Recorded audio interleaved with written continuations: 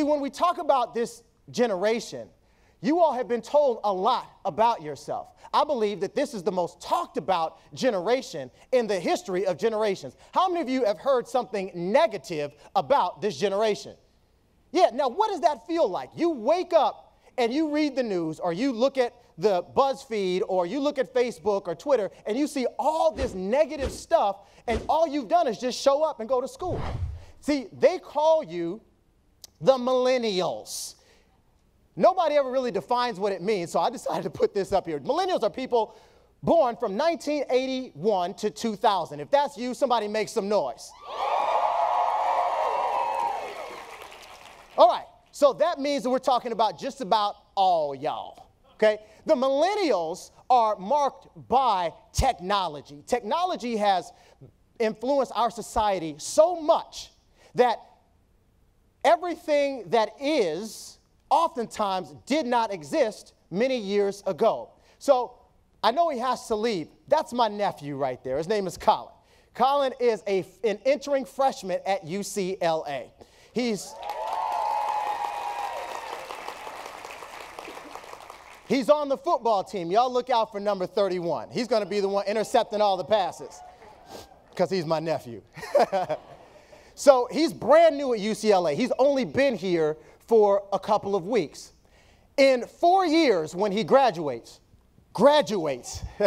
in 4 years when he graduates, statistics say that 50% of the jobs that he will be applying for don't even exist today. That's how powerful technology is. Technology is moving society in a way that's growing faster than it's ever gone before. And so what that means is we're having to make adaptations to the way that we see things and the way that we do things. You know, the word that we oftentimes use with this generation is what? What's the key buzzword that we hear? Lazy, or even entitled. Entitlement is huge.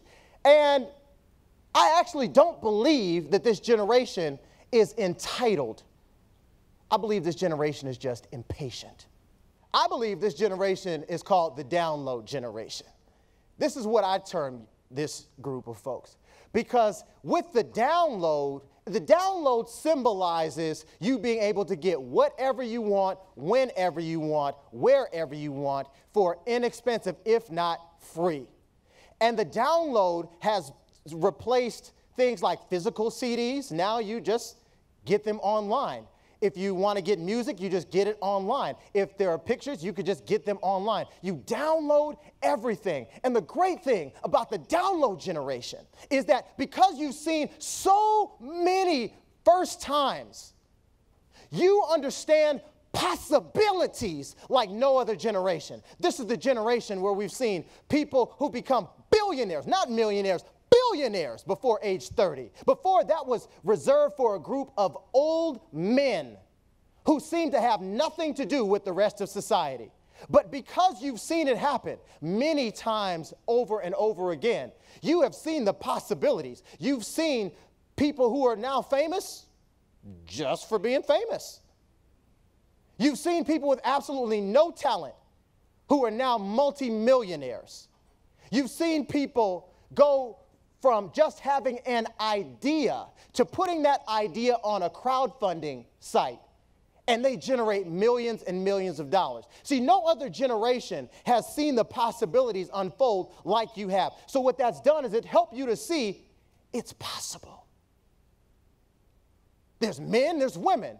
There's black, white, Hispanic, Latino. You've seen a little bit of everybody do a little bit of everything. We've seen so many firsts in the last 5, 10 years. We're just waiting on the next one. Nothing seems to surprise us. This generation, even within the last month, 6 weeks, we've seen a lot of firsts. For the first time in our country, we've said we all believe in marriage equality. We believe that everybody should have the opportunity to be married. But then the other headline,